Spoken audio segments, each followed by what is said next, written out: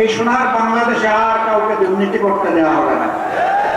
পিঠাপুলির একটা দোকান নিয়ে আবার একটা মা বসেছে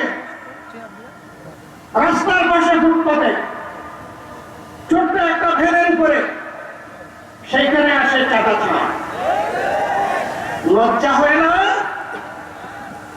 এই মাকে আমার দেশ এখনো সম্মানিত করতে পারেনি।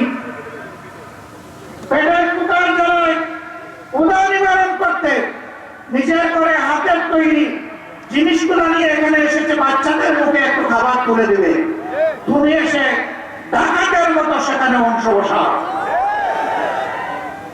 লজ্জিত আমরা, লজ্জিত বাংলাদেশ। এই লজ্জার হাত থেকে বাংলাদেশকে আমরা উদ্ধার করতে চাই।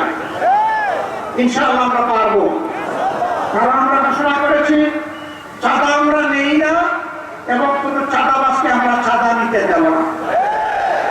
যারা নেয় না তারাই কথা বলতে পারবে, যারা নেয় তারাই কথা বলার কোনো সাহস রাখে না।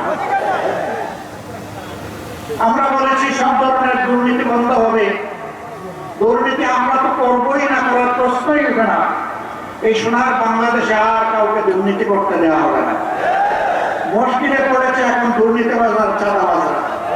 বলে যে জামাতের আমির বলে আমরা এখন যাবে আমরা খাবো কি?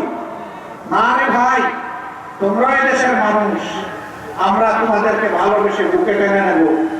আমাদের মতো তোমরাও পরিশ্রম করে সম্মানের সাথে উপার্জন করে সম্মানের সাথে এই দেশের গর্বিত নাগরিক হিসাবে তোমরাও বসবাস করবা ইনশাআল্লাহ।